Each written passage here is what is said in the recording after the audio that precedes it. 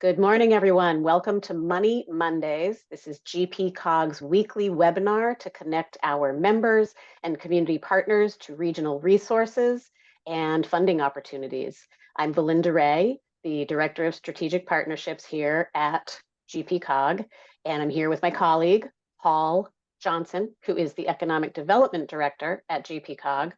And we are going to jump right into it, although I do just want to say, if you have questions, you can put them in the Q&A. We will answer them at the end. And also, if you have suggestions or questions at any time, you can contact us. Our emails are on the last slides. Happy to chat about any of these opportunities. With that, I will get the sharing going, and Paul is up. Thanks, Belinda. I have an opportunity today from the USDA. It's a grant opportunity for economic development. I will pause until the next slide comes up.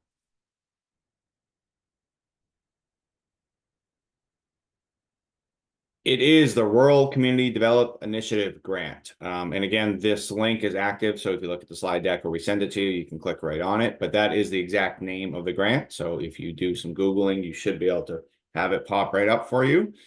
Next slide, please, Belinda. So these grants are awarded to help nonprofit housing community development organizations for low income and rural communities and federally recognized tribes supporting housing in communities.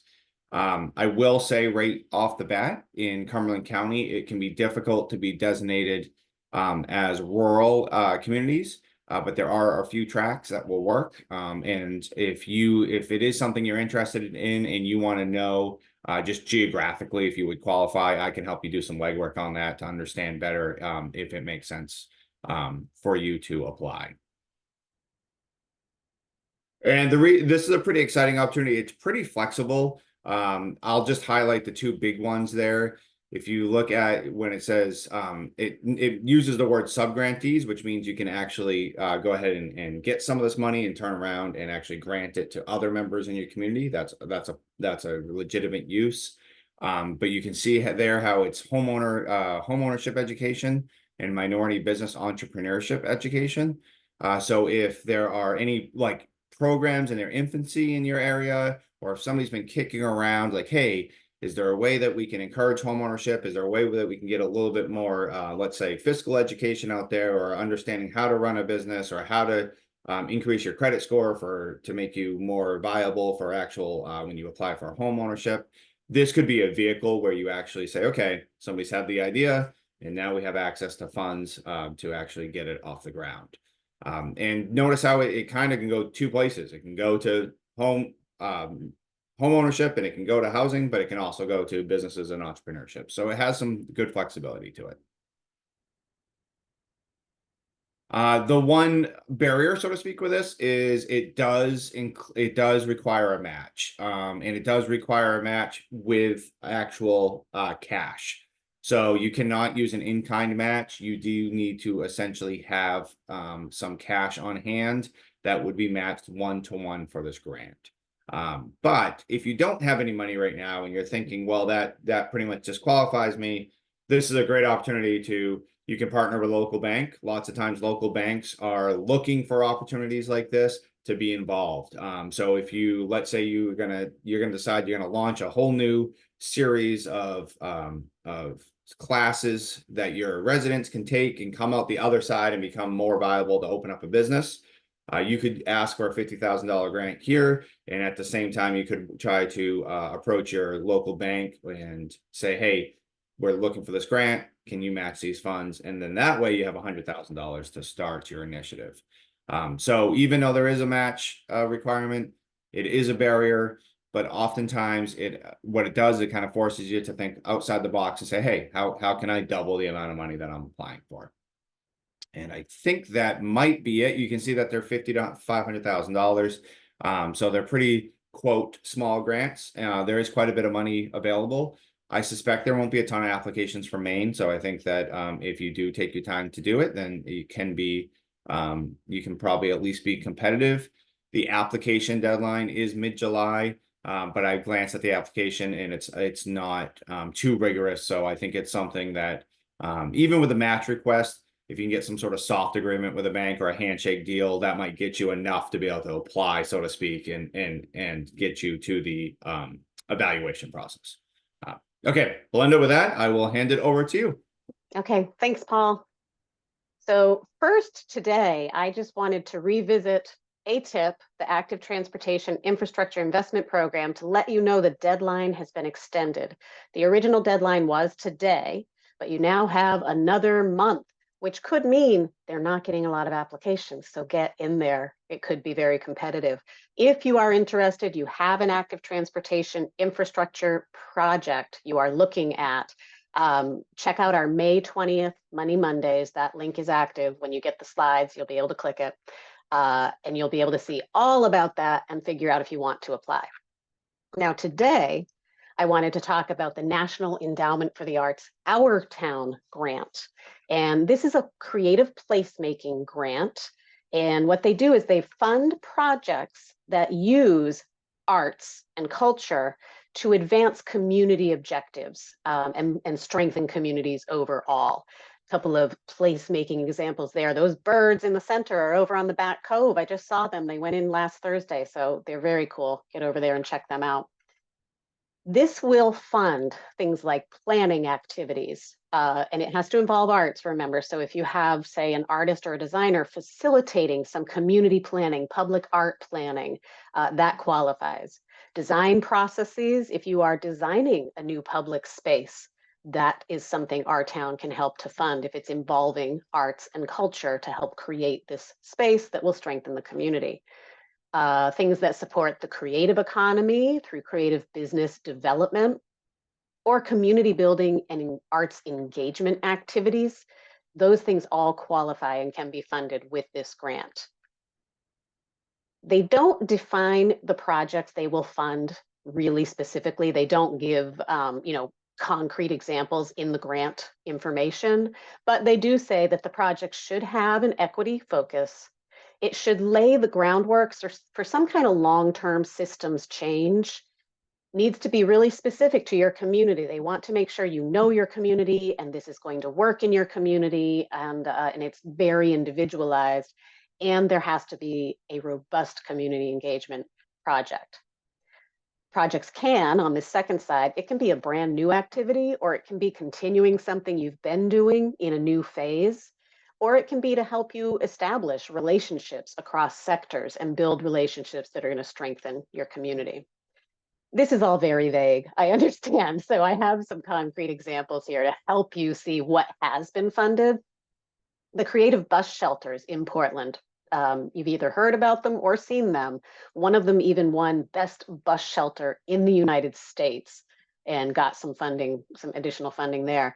But this was Creative Portland, so that's an arts organization working with Metro Transportation and GPCOG, us, quasi-governmental. They created a program to fund 4 artists in one round, and then they did another round and got funded again by our town. And the artists designed individual bus stops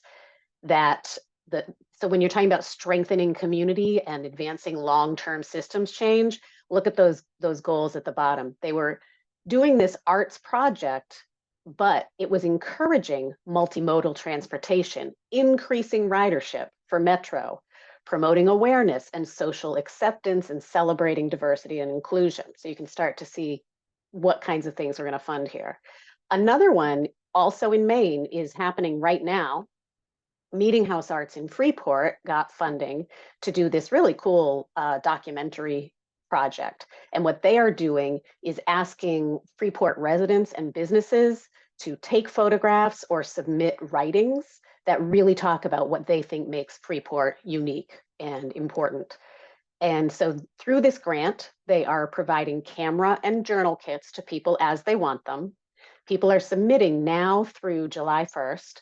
And then what they're doing is taking all of this over the summer and having a panel go through and kind of curate an exhibit out of it. So they'll have exhibits and conversations in October. You can see how these things are arts strengthening community. They're going to eventually take 10 images from the project and turn them into postcards that will probably be given out by their visitor center and at their libraries and all of this. The whole thing is being archived by their historical society, and it's in conjunction with the downtown vision plan. So really cool project. There's a link there to find out more. You can see all the partners that they involved, and partners are important on this grant. And then one more that I just thought was really cool. It's out in Minnesota, happened a couple of years ago. And Minnesota, Fergus Falls, collaborated. A Springboard for the Arts is the arts organization. They collaborated with the city, the Department of Public Works, which they call the Department of Public Perks. I love that. And what they did is they created this year of play. And I've just highlighted one event that was part of Year of Play, and it was the Frozen Cinema. So they set up this outdoor, cold place, but hey, let's get outdoors in the winter. Set up this outdoor cinema. They showed Frozen, which makes sense. Grumpy old men. I think it's a winter movie. Maybe that's why it makes sense. They handed out popsicles, they had fires, they had hay bales to sit on, bringing the community together through an arts event. And they did several of these kinds of things throughout the year. So very cool stuff can be funded. This year, they are looking at projects that address health and well-being, transportation and infrastructure, or climate-related challenges. So lots of possibilities here. Who's eligible? Always municipalities. When I say something here, nonprofits. That big important, you need to have more than one partner here. So there has to be a lead applicant and at least one partner. And among all the partners, there has to be a nonprofit and then a local government or quasi-governmental entity. So for Creative Portland's bus shelter, they were the arts organization, the nonprofit. GPCOG was the quasi-governmental, and then Metro was a third partner because obviously it was bus shelters. And then finally, someone who's on the application needs to have 3 years of arts programming experience. But I would say most municipalities probably are doing regular programming in their communities and probably can qualify. If not, partner with an arts organization. Key features, the funding you can get is between $25,000 and $150,000. Like the opportunity that Paul highlighted this week, there is a one-to-one cost share. So if you get 25,000, you match it with 25,000. But that, if you had 25,000 to work with, you can double your funding right here. Period of performance. So you apply now. The earliest a project can start is next July, and you have up to 2 years to finish it. Looking at the application, I would give this one a 6 on the difficulty scale.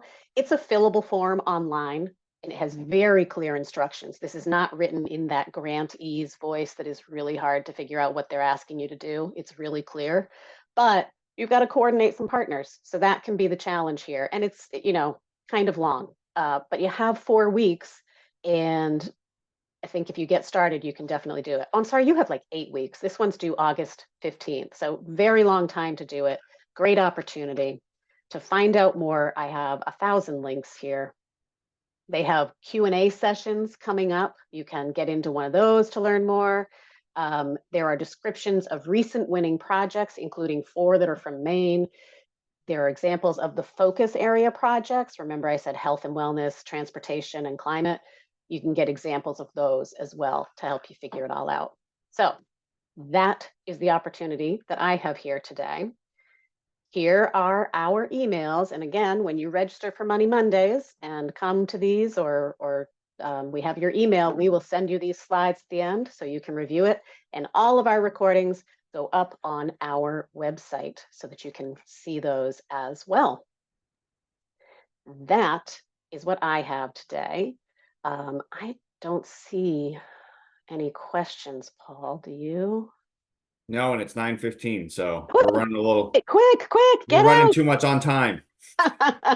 All right. Well, thank you, everyone. And we will see you next Monday. Have a good week. Bye.